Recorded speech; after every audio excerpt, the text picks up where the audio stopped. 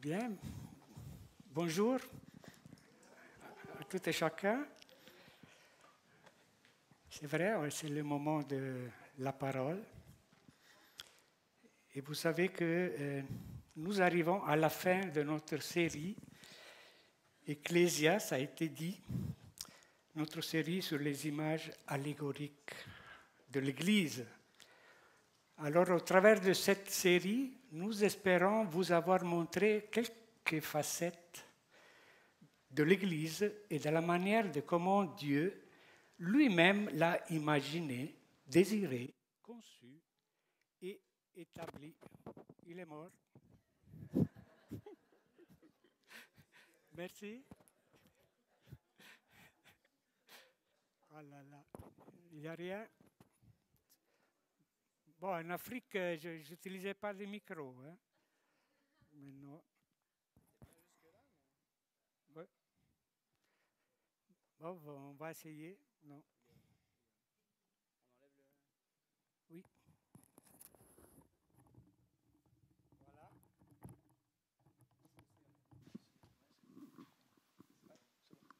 OK, voilà.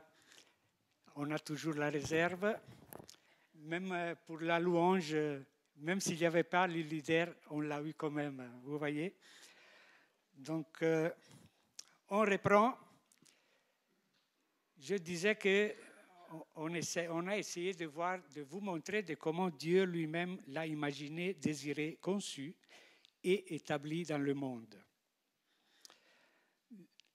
Alors, il est vrai, peut-être vous n'avez pas suivi toute la série. Je vous rappelle que les vidéos sont toujours sur YouTube et sur le site, vous trouvez aussi les audios de toutes les prédications. Vous n'avez rien perdu, vous pourrez rattraper si vous n'étiez pas présent. Alors, le thème qui nous préoccupe aujourd'hui est l'Église, le corps de Christ. Alors, lorsque je vous dis corps, à quoi vous pensez? Qu'est-ce qui vous vient à l'esprit? Ah oui. Alors, il y a... Je vous montre déjà pour... oui. Qu'est-ce qu'il fait? Pour que vous sachiez dans quelle direction nous allons. Voilà le sommaire, vous voyez, ça va être long. Alors j'espère que vous n'avez pas déjà mis le rôti dans le four. Autrement, on va vous donner la permission de partir si c'est trop tard. Hein? Mais voilà. Lorsque je dis corps, à quoi je pense? Alors je pense à un ensemble de membres. La tête, les bras, les mains, les jambes, les pieds, les yeux, les oreilles, et je vous en passe. Tout cela pour dire qu'un mot qui convient à cette image du corps, c'est le mot ensemble. Le corps est un ensemble de membres. Je pense qu'un bras séparé du corps n'est pas un corps. Un membre isolé ne constitue pas un corps. Et donc, plusieurs membres divisés et isolés ne forment pas un corps. Le corps implique unité. Comme il nous dit en Corinthiens 12, car comme le corps est un et a plusieurs membres, et comme tous les membres du corps, malgré leur nombre, ne forment qu'un seul corps, ainsi en est-il de Christ. Parce que nous parlons toujours du corps de Christ. Donc, puisque le corps physique est un ensemble de membres, il en est de même pour le corps de Christ. Mais dans ce verset que nous venons de lire, il y a quelque chose qui ouvre mon premier point du thème d'aujourd'hui. L'Église universelle, le corps mystique de Christ. Il est dit malgré leur nombre. Ainsi en est-il de Christ. Alors, qui connaît le nombre des membres du corps de Christ? Cette expression, malgré leur nombre, me fait penser à la dimension de ce qu'on appelle l'Église universelle. C'est une dimension du corps de Christ qui nous échappe. On est devant l'union des chrétiens de tous les peuples, de toutes les ethnies, de toutes les langues, mais aussi de tous les temps, de tous les siècles, de Abel dans la Genèse jusqu'au retour du Seigneur dans l'Apocalypse. Tous dans le même corps. L'Église universelle, le corps mystique de Christ. C'est une dimension qui doit nous garder humbles. Dieu seul connaît les membres de l'humanité qui sont entrés ou qui entreront dans l'union avec lui au travers de Jésus-Christ. Nous parlons ici de personnes, d'individus, jamais de religion ou de dénomination ou d'œuvres chrétiennes. Il faut dire que l'infiniment grand, l'Église universelle, elle est spirituelle et invisible. Ce qui est visible dans l'infiniment petit, ce sont les églises locales. Notre église, l'Escale, en fait partie.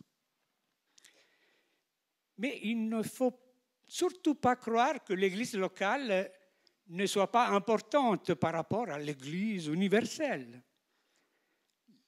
L'église locale, elle est et reste la partie du corps de Christ visible et active dans le monde. Mais on va reprendre cela par la suite. Alors, mon deuxième point, l'origine du corps de l'homme, l'origine du corps de Christ.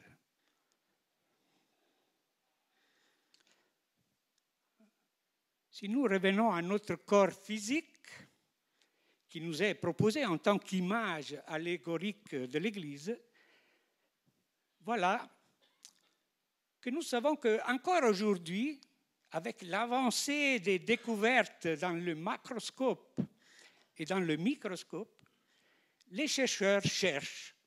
Eh bien, c'est leur métier. Et chaque jour, ils découvrent de nouvelles choses dans le fonctionnement du corps humain. Mais ce qu'ils n'ont pas encore découvert, c'est le sens et l'origine de la vie. Les hypothèses de hier sont substituées par celles d'aujourd'hui et elles laisseront la place à celles de demain. Pourtant, ce qu'ils cherchent, il est connu depuis toujours et il se trouve dans la Bible, dans la parole de Dieu. Genèse 2:7. L'Éternel Dieu forma l'homme de la poussière de la terre.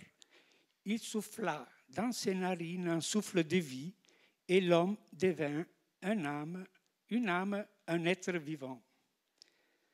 Donc Dieu a façonné le corps de l'homme et de la femme avec de la terre et lui a donné son souffle pour qu'il devienne un être humain, un organisme vivant.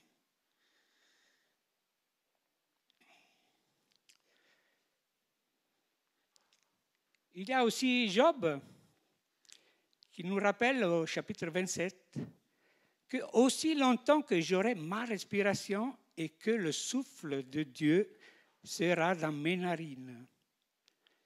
Alors vous voyez, ça ne suffit pas de respirer pour être vivant. Il nous faut aussi le souffle de Dieu pour me considérer vivant. Donc, cette première image de la création de l'homme physique, m'a fait réfléchir pour le thème qui nous intéresse aujourd'hui. J'ai réalisé que l'homme-corps a été créé par Dieu le Père. Et l'homme-corps, Église, non, l'Église corps, excusez-moi, a été créée par Dieu le Fils, Jésus-Christ. En effet, en Matthieu 16, c'est écrit, « Et moi je te dis que tu es Pierre, et que sur cette pierre je bâtirai mon Église, et que les portes du séjour des morts ne prévaudront point contre elle. » Alors, mes amis, avec Dieu, il n'y a pas de hasard. Et lorsqu'on réfléchit, on découvre que des choses apparemment sans lien, elles font partie du projet global de Dieu. Au travers de la confession de foi de l'apôtre Pierre et avec la nôtre aujourd'hui, le Christ bâtit son Église composée d'individus. Nous avons déjà entendu que le mot « église » est la traduction du mot grec « ecclésia », qui signifie « assemblée », ensemble de personnes réunies avec un but commun. Notre but commun, c'est Jésus. Voilà, nous sommes au point 3, je vais un peu vite, comme ça la routine ne brûle pas. Jésus est la tête du corps.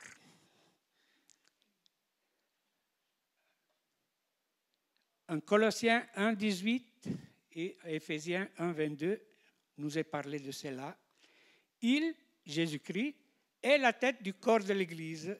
Il est le commencement, le premier-né d'entre les morts, afin d'être en tout le premier. Il a tout mis sous ses pieds et il l'a donné pour chef, pour tête suprême à l'Église, qui est son corps, la plénitude de celui qui remplit tout en tous. Donc l'Église n'est pas une institution, une organisation, une association, un club. Elle est le corps de Christ. Et Christ en est la tête. Alors, même si dans une église locale comme la nôtre, il y a des responsables qui ont été établis par le vote des membres, Jésus-Christ reste et demeure l'unique, le seul chef et directeur de son église. C'est lui qui est le seul leader. Et sa vision est d'amener cette église auprès de lui au ciel. Mais nous savons que jusque-là, cette église est encore comme une fiancée qui se prépare à la rencontre de son époux, comme nous l'a bien rappelé Claudia dans son message. Et comme le dit aussi Paul dans 2 Corinthiens, tout ce que le corps fait est donc commandé par la tête. Tous les organes du corps ont en lien une relation directe ou indirecte avec la tête. Raison pour laquelle l'Église corps ne peut rien sans la direction donnée par Jésus, par le Christ. Une Église sans le Christ n'est pas une Église. Permettez-moi de la comparer à un zombie. Elle a un semblant de corps, mais elle n'a pas de vie. Mais il y a plus que cela. Car nous avons vu que le premier corps, dans la Genèse, il a dû recevoir le souffle de Dieu pour devenir un être vivant. De même, l'Église locale a aussi besoin constamment du souffle de Dieu, de la présence du Saint-Esprit pour être le corps de Christ, pour devenir un organisme vivant. Cela est vrai pour l'Église dans son ensemble, de même que pour chacun de nous. En effet, Luc nous a rappelé que nous sommes le temple de Dieu, le temple habitation de l'Esprit de Dieu, de l'Esprit de Christ. Alors posons-nous cette question. Sommes-nous vivifiés par l'Esprit de Dieu ou sommes-nous encore un tas de terre inerte, avec une apparence de vie, mais spirituellement mort? C'est une question importante qui demande une réponse pour chacun de nous. Alors, l'image de l'Église, corps de Christ, est une métaphore qui présente l'Église non pas comme une organisation, mais comme un organisme vivant. Un organisme vivant constitué de nombreuses parties reliées et interdépendantes. Christ est la tête de ce corps et on pourrait dire que le Saint-Esprit en est le sang. Nous trouvons ici, enfin, le cadre complet de la création de l'Église, corps de Christ. Dieu le Père a transformé un tas de terre en être vivant, en créature à son image. Dieu le Fils a bâti l'Église, son corps, sur la base de la foi des individus. Dieu, le Saint-Esprit, transforme des hommes et des femmes en membres du corps de Christ. Cela nous introduit au prochain point. Qui sont les membres de Christ? Nous entrons dans une étape qui nous concerne plus directement. Donc l'Église est un corps et le corps est composé de membres. Mais qui sont ces membres? Et sommes-nous des membres de ce corps? Vous savez, dans l'Église bâtiment, comme aujourd'hui, nous, ce matin, on trouve toutes sortes d'hommes et de femmes, mais cela ne fait pas de nous automatiquement des membres de l'Église corps de Christ. En Jean 1,12, nous lisons « Mais à tous ceux qui l'ont reçu, à ceux qui croient en son nom, elle a donné le pouvoir de devenir enfants de Dieu. » Donc il s'agit de toutes les personnes qui ont cru au Seigneur Jésus-Christ et sont ainsi devenus enfants de Dieu. L'Église, corps de Christ, est l'ensemble des enfants de Dieu. Mais c'est plus que cela. C'est aussi des hommes et des femmes qui sont des pierres vivantes, utiles à la construction du temple de Dieu. Des individus qui s'unissent pour former une famille avec des liens d'amour fraternel. Des hommes et des femmes qui sont travaillés par l'Esprit de Dieu, comme l'agriculteur travaille son champ pour donner un fruit, un grand 100, une autre 60, une autre 30. Des individus qui se préparent à la rencontre de Christ, comme une fiancée se prépare pour rencontrer son époux. Alors, si vous étiez présent dans les différentes séries, vous pouvez me dire que c'est quoi la suite? Quelqu'un se rappelle? Qu'est-ce que ça venait après?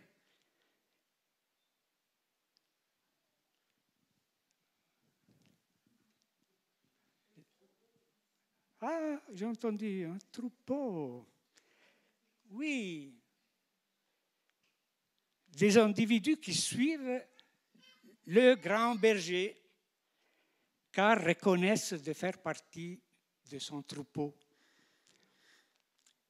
Et encore des hommes et des femmes qui restent sur la brèche, équipés avec toutes les armes de Dieu, ou des individus qui reconnaissent d'être malades et avoir besoin de soins, ou des hommes et des femmes qui restent à l'école de Dieu pour mieux apprendre à le connaître et à le servir. Et finalement, aujourd'hui, l'ensemble de personnes qui ont le statut d'enfants de Dieu. Voilà un petit aperçu de ce que c'est l'Église, corps de Christ. Mais vous savez, tous ces aspects, nous pouvons déjà les retrouver dans l'Ancien Testament, se référant au peuple d'Israël. Mais l'Ancien Testament ne décrit jamais Israël comme le corps de Dieu. Il s'agit là d'une image différente qui se réfère au peuple de Dieu sous la nouvelle alliance. Par l'œuvre de Jésus à la croix, le rideau du lieu très saint est déchiré et nous avons libre accès à la présence de Dieu. Le mur de séparation entre les individus a été renversé, comme nous dit Paul en Éphésiens 2, 14 et 16, car il est notre paix, Jésus, lui qui des deux, juifs et grecs, n'en a fait qu'un, et qui a renversé le mur de séparation, l'inimitié, ayant anéanti par sa chair la loi des ordonnances dans ses prescriptions.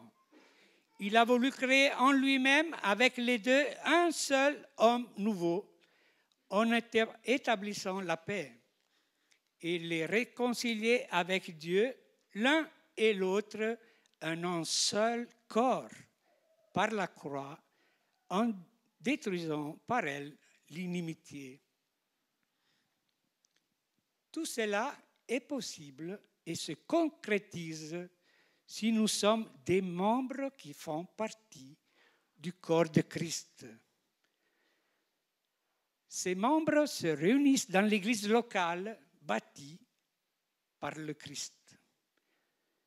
Je n'ai pas peur de me répéter en disant que l'église locale est importante, car elle est et reste la partie du corps de Christ visible et active dans le monde.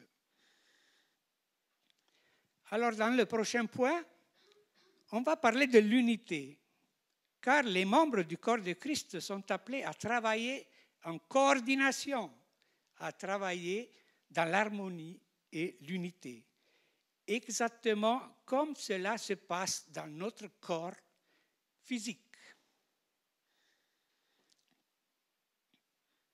Alors, nous avons vu dans l'introduction que plusieurs membres divisés et isolés ne forment pas un corps. Corps implique unité. Romains 12, 5. Ainsi, nous qui sommes plusieurs, nous formons un seul corps en Christ et nous sommes tous membres les uns et des autres. Cela démontre bien l'importance et même la nécessité pour le corps de Christ d'être uni. Lorsqu'on parle d'unité, on ne parle pas de doctrine unique ou d'absence de divergence. L'unité implique que malgré les différences, nous puissions tous nous retrouver autour d'un seul point commun, Jésus-Christ ressuscité. Il nous arrive d'avoir des intérêts divergents, mais nous sommes appelés à travailler tous ensemble dans un but commun. Et c'est autour de ce but commun que l'Église doit se retrouver. L'Église est un avec le Christ et Christ est un avec l'Église. Ils ne forment que un, comme le Père et Jésus ne forment que un. Comme nous lisons en Jean 17, 20. Jésus parle, prie.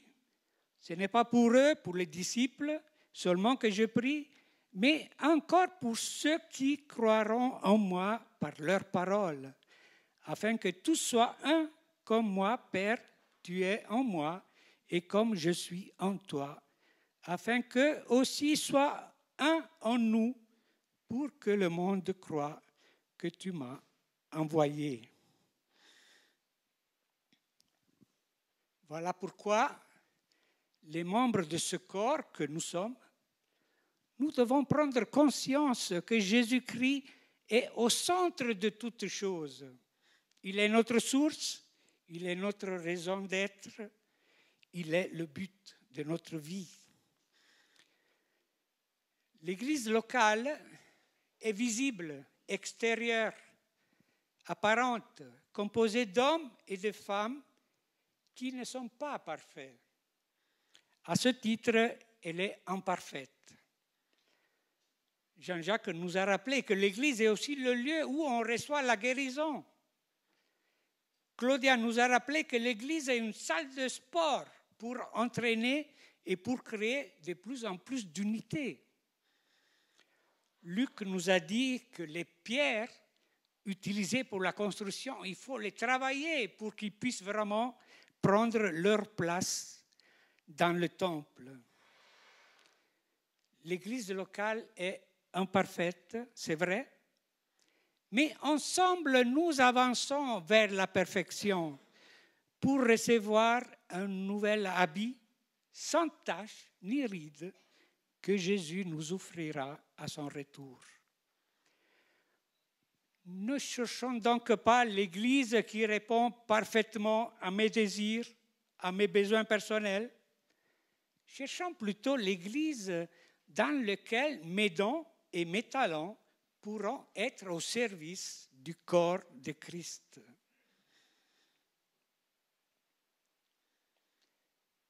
En effet, l'Église locale est appelée à être la manifestation du corps de Christ sur la terre. Chaque fonction et chaque élément du corps humain nous donne une idée du fonctionnement aussi de l'Église en tant que corps de Christ.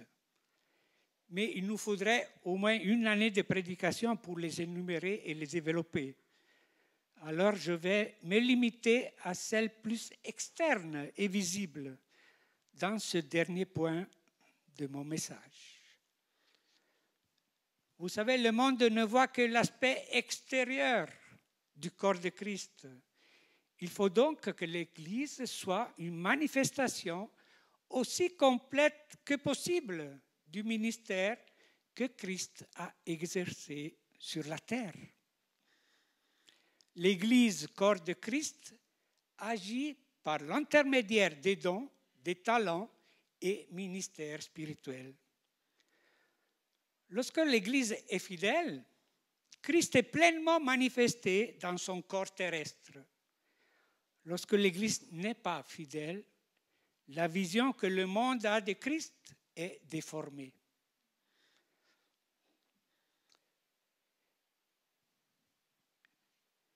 Paul a dit aux Corinthiens, « Ne savez-vous pas que vos corps sont membres de Christ ? Prendrais-je donc les membres de Christ pour en faire les membres d'une prostituée ?» Alors, chers amis, loin de là de nous recevoir ce reproche que Paul a écrit aux Corinthiens, réfléchissons à comment nous utilisons notre corps.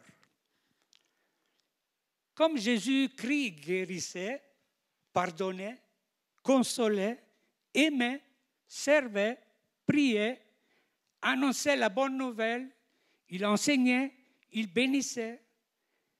L'Église locale est appelée à poursuivre toutes ces actions au travers des dons que le Seigneur confie à chacun de ses membres.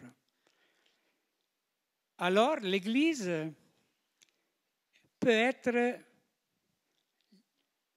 la main tendue de Christ vers les malheureux, les malades, les rejetés, les pécheurs.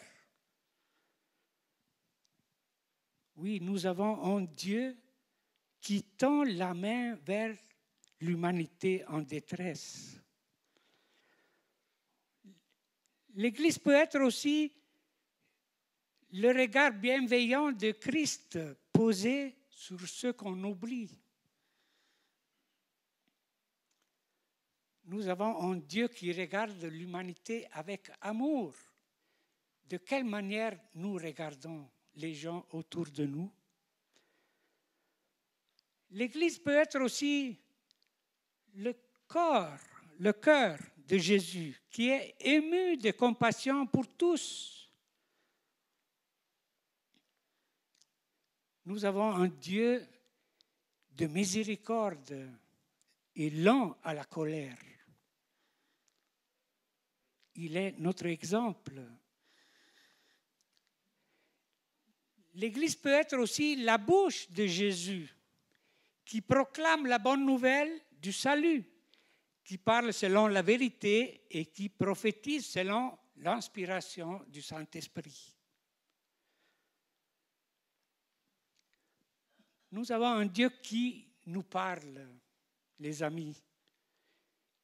Un Dieu qui nous enseigne au milieu de ce brouhaha de ce monde.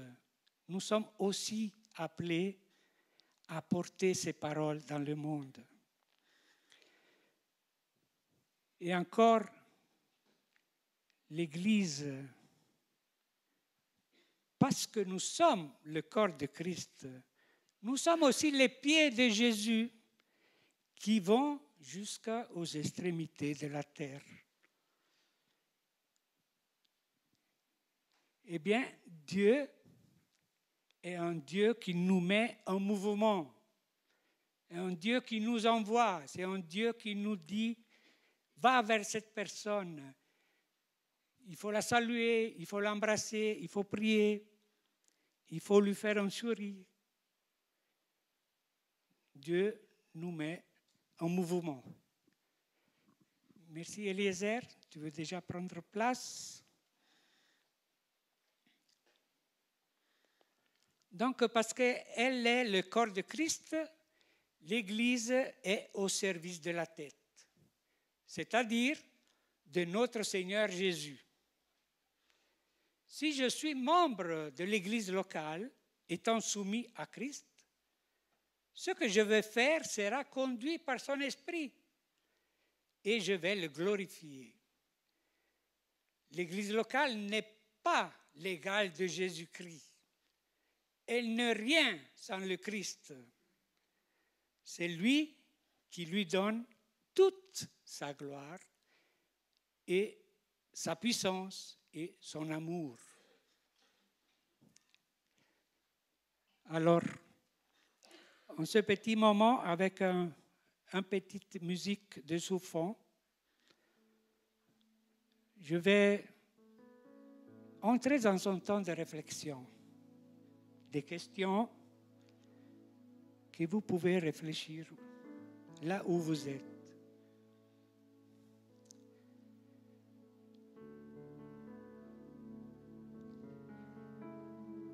Est-ce qu'on réalise que Dieu est l'origine et le but de l'Église? Peut-être tu ne le réalises pas. Si tu as reçu un corps physique, c'est pour le mettre au service du corps de Christ.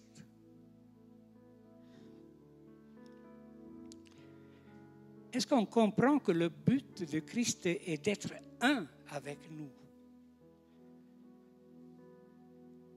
Peut-être tu ne réalises pas encore que si tu es uni au Christ, ta vie, tes pensées, tes actes seront conduits par lui et non pas par ta volonté.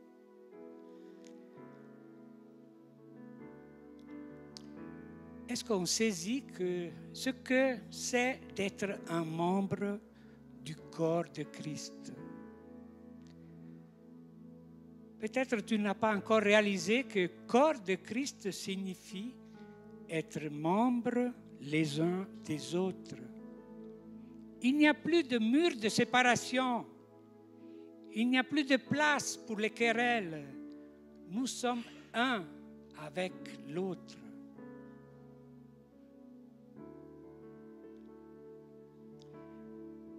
Est-ce que je connais mon rôle dans le corps de Christ? Peut-être tu te poses encore la question de quoi faire dans l'Église. N'attends pas de recevoir un ordre divin. Mets-toi en mouvement. Informe-toi des possibilités, des besoins.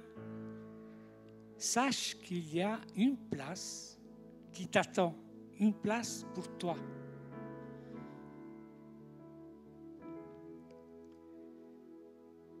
est-ce que je suis un membre qui manifeste Christ dans le monde? Peut-être que tu penses ne pas être compétent. Il vaut mieux que les spécialistes effectuent le travail. Mais Jésus t'envoie pour être sel et lumière. Tu as toutes les compétences nécessaires pour être son témoin dans ta maison, dans ton quartier, partout où Dieu va t'envoyer avec le Christ.